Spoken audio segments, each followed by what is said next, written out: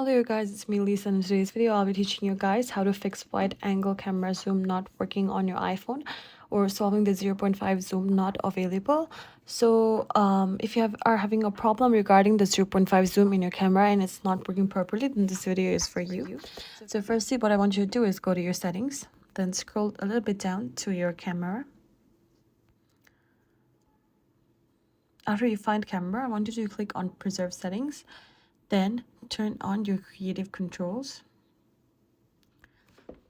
Then I want you to go back, then go down, and your lens correction should be turned on. If this is turned off, then your ultra wide camera will not be shown. So after this, what you want to do is reset your phone by clicking on the power button and your top volume button, and then this will restart your phone like this.